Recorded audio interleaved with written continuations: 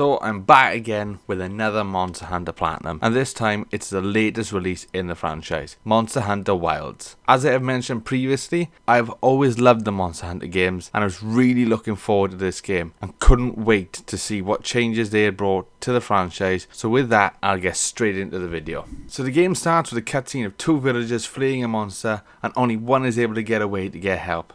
It then cuts to our hunter who's travelling to the Forbidden Lands when we stumble across the main monster of the game, Nata. Because you know how sometimes you just don't like a character, but you don't really know why?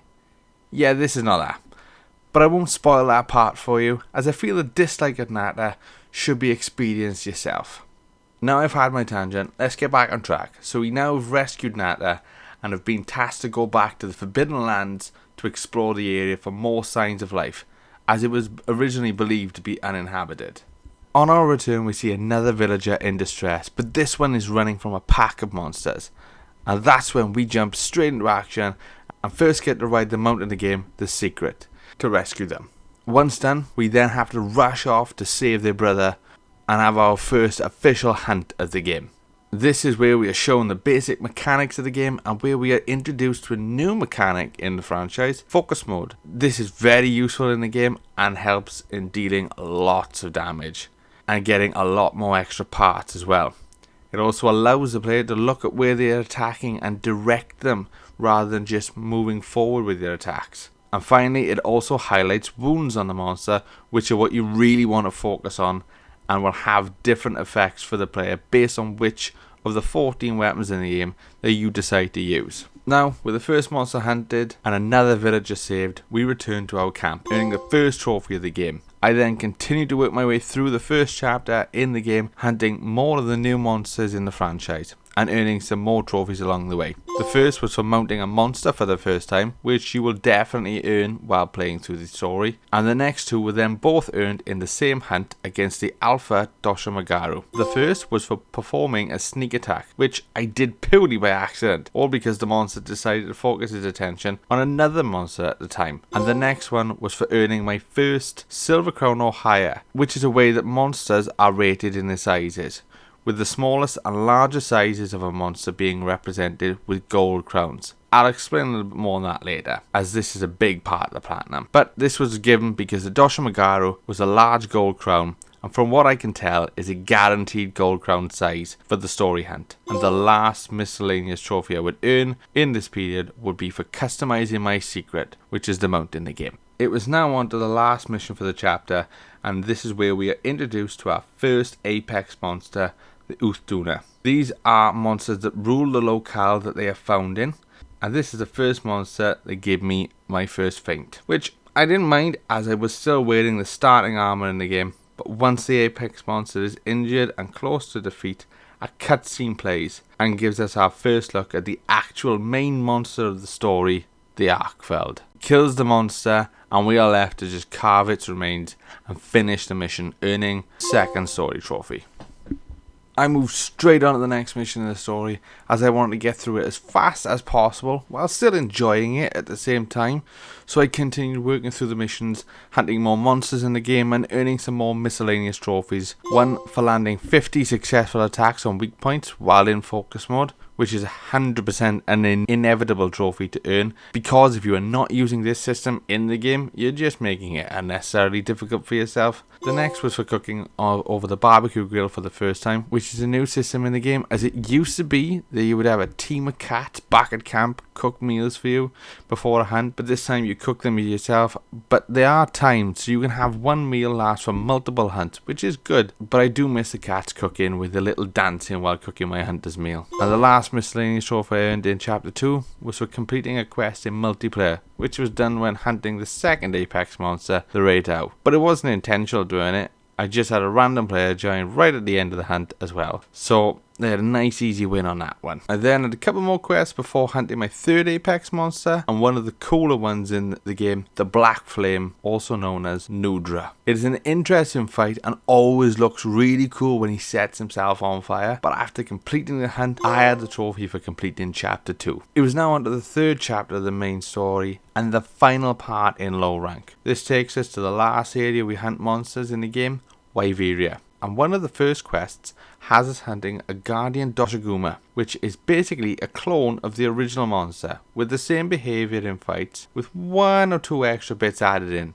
The next fight has us face off against another Guardian, and this monster is a staple in the franchise, the Rathalos, and it was a really good fight. But it didn't take me too long to beat him and move on to the next mission, which was to repel the Arkfeld, who we have now found out is also a Guardian monster. Once done, I worked my way through a few more quests, hunting a few more monsters and one more apex, which was called Jin Dahad, and in my honest opinion is my favourite of the new monsters for its design, and the music for the fight was also great. But it wasn't long before I was finally at the end of the chapter with 2 quests left. The first was to this time hunt and slay the Guardian Arkfeld, which was a bit of a tough fight as I was still using the starting armor at this point in the game, but I would beat him with not too much trouble. But beating the Arkfeld, we would see he was not the biggest threat, and another monster was an even bigger problem. So in true Monster Hunter fashion, it is only us that can take on this challenge, and this was such a good fight. I really enjoyed it, and it was the first monster to make me think twice in the game. Its movesets are also really good. It borrows a lot from other monsters. There are really good potential implications as to what could happen with these moves being in the game, which I'm waiting to see if anything comes from it. But once the quest for Zoshir is finished and the credits rolled, I earned the 3rd story trophy, and I also earned 1 miscellaneous trophy in this chapter, and it is a staple in Monster Hunter games, which was to cook a well done steak for the first time. Now, this is where the game really starts to open up with the introduction to high rank. And the way you access high rank is to complete an entry quest of sorts, and there's no better monster for this than the returning big pink chicken himself, the Yayan Katku. This was a monster that was the benchmark for me when I first started playing Monster Hunter back on the PSP, but now he wasn't as challenged as he used to be. It's almost just like a nod to returning players, but will definitely surprise some of the newer players if they are not prepared. It was at this point one of my friends wanted to join me to help me beat it quicker, just so that he could play with me in high rank quests. But I held my ground and said, if I can't beat a Katku solo, I didn't deserve to be in high rank. And with a Katku captured, I earned another trophy, but I also earned an extra 2 trophies before going straight into that quest, and they were for catching my first fish and completing my first side quest, which were both earned for catching the fish for an NPC in the jungle base camp. It was then on to increasing my hunter rank to the required level for the next lot of story quests. So I carried on completing side missions and other hunts to increase my hunter rank, and in the process earned a trophy for following my friend's hunter profile, completing my first field survey, which is to hunt a monster that you encounter in the environment, and my first of many small gold crowns, which was for the Rathalos. And I earned this as I randomly joined other players to get parts for more armor. Once my hunter rank was high enough, I would then go to the next story quest to hunt another Guardian monster, this time a Fulgur Anjanath, and a Tempered Lalamarina. A tempered monster is just a naming convention for a monster that is experienced in surviving and also has visible scars to represent this. And once both of the monsters were hunted, I earned another trophy. And again, it was back straight to the hunter rank leveling to unlock the next story quests. So I went back to working through some of the more of the miscellaneous trophies to help with this, and in the process earned a trophy for completing my first investigation, which is where you save a monster you find out in the locale to hunt later. I then earned a trophy for placing my 10th pop-up camp in the locales. I then continued with the side missions and eventually was given one to catch a creature that shines like a shooting star. This earned me a trophy, but it wasn't too bad, even though he is really fast. If you do use a screamer pod to stun him, you will have enough time to switch to your net, run up and catch it. I was also continuing the fishing, as there is a few side quests for them, but also a couple of trophies as well. And at this point in the game, I earned the trophy for catching a giant squid, and then earned a trophy for completing 50 quests. As soon as I had the required hunter rank to continue the main quests, I went straight back to them, and I would eventually fight a Gormagala, after finding out it was affecting the behaviour of other monsters in the areas, along with a frenzied Blangonga, which once hunted, I would earn another story trophy. Finally, I was on the last main quest of the game to earn the last story trophy, and much to our hunter's surprise, we would have to hunt another Arkfeld. But once the hunt was completed, the trophy popped, and that was the last main mission completed, and all that was left was the cleanup. Now, the cleanup for this is based around 2 parts. One is all the different miscellaneous trophies that I had left and that I didn't earn while going through the main quest of the game. And then there's the part that is the main grind of the game, and always the main grind in all Monster Hunter titles, the gold crowns. So I'll start with explaining the crown hunting and then go back to the trophies. There are 52 crowns in total to hunt, 26 small and 26 large. This is because although there are 29 monsters in the game, 3 of the monsters don't have crowns. These are the Guardian Arkfeld, Zoshia and Jindahad. Now, at this point in the game, I had only one of each. I had 1 large crown from the story and 1 small crown from the random hunt I joined. The crown hunting in this game is actually not as bad of a grind as previous titles. This is all down to them adding 1 piece of equipment, the binoculars. When you use these and look at a monster that is within 50 meters, it will actually tell you if the monster is a small or large gold crown, and you also get a trophy for spotting a large gold crown with them. This makes it a lot faster than what the previous messes were, either by chancing it and seeing if it was what you needed, or that you would put the monster to sleep and measure it. So now there is none of that, and with the other mechanics, there's a really easy method to looking for them. This is to start in one map and look at all the monsters in the area. If you find a small or large crown you do not have, I myself wouldn't just hunt the monster there and then. I would save it as an investigation and continue looking around the map, and once I had scouted all the monsters in a locale, like the desert for example, I would move straight on to the next one, doing the same and so on until I got through all of the areas in the game. I would then go back to the first area, rest, and start the loop all over again, and only hunt the crowns I did find once I had built a couple of them up to hunt. Eventually, the crown hunting runs would get shorter and shorter the more of them I found, as I didn't need to look at as many monsters in the area when I went there, and I would eventually eliminate that area altogether. But while crown hunting, I did also incorporate some of the miscellaneous trophies into the process. This would help break up the grind of running around and constantly searching for the gold crowns. So, the trophies I would earn at the start of the crown hunting were Monster Hunter PhD. This would be for hunting one of every monster in the game. Glamper for customizing a pop-up camp. I got a trophy for completing 30 side missions, and I got the last fishing trophy, Aficionado. This was for catching 30 whoppers while fishing. Now, a whopper is a fish that went on the hook, starting a mini game of sorts where you would have to follow the fish until it got tired and then start to reel it in for the catch. To start catching these fish, you would have to unlock the required lure through the fishing side missions, and as soon as I had that lure, I would make sure to check for the whopper fish in the lake in the jungle before resetting the maps to look for more crowns. I would eventually earn the first of the crown trophies in the grind for hunting 10 large crown monsters, and again continue the loop while cleaning up more trophies, such as possessing 1 million Zenny, forging 5 rarity 7 or higher weapons,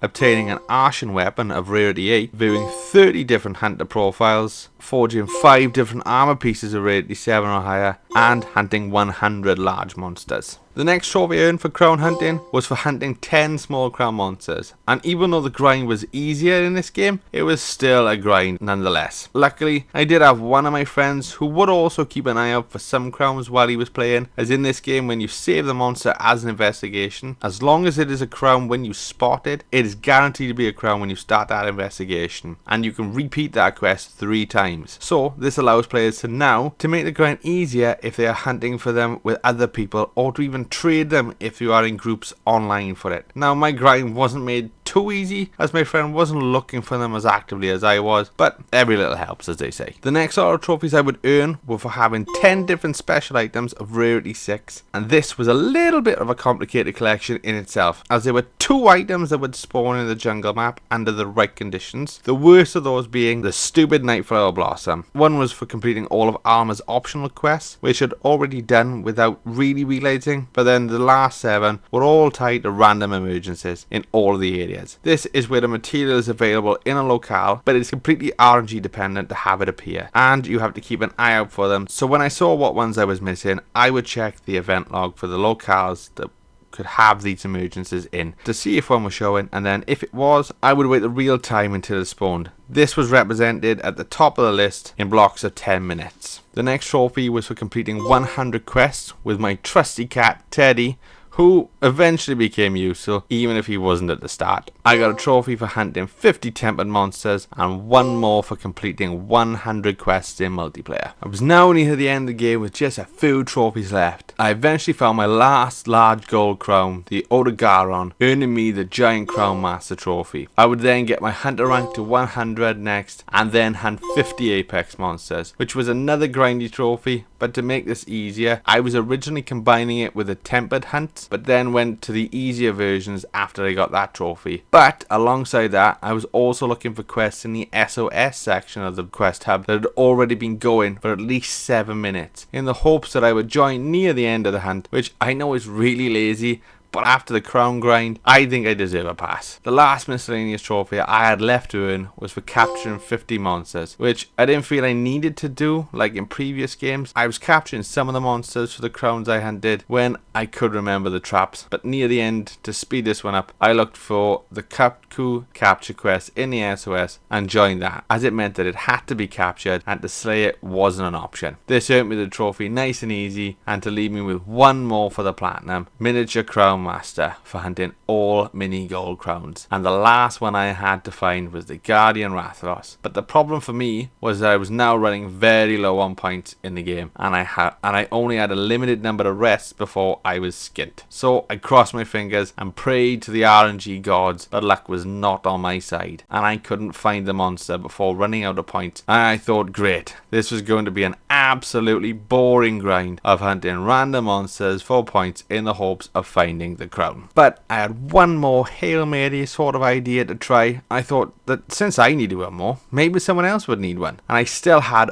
a lot of my crowns still saved from my investigations of all the previous ones I hunted. So I took to Reddit to see if someone had posted something, and luck was on my side, as someone had just that moment posted offering the monster crown I needed, looking for one I already had. So I quickly messaged them, hoping I wasn't too late, and got a reply. They still had the quest, so I joined their lobby, helped them get the small Zulu I had found a while ago, and then both me and my friend joined them on hunting the small Guardian Rathalos, and the three of us made quick work of the monster. And with that last monster hunted, I got my last small crown, and finally the platinum trophy. This is now my second Monster Hunter Platinum, and I really enjoyed my time with it. I played a total of 92 hours to get the platinum, and it can definitely be shorter if it's A, more planned out and focused, and B, you are trophy hunting this as a group, as the chances for encountering the crowns are a lot higher. I would definitely say that this is a good Monster Hunter title. It does have a few negatives for me, one being that there isn't a dedicated quest in the game for each monster. You have to find them out in the wild, which for me is a bit of a drawback, but it did bring in some good new features as well, like the focus mode. I would definitely say that if you are thinking of trying a Monster Hunter game, this is a great place to start. And the same goes for trophy hunting it, because if this grind is too unbearable for you,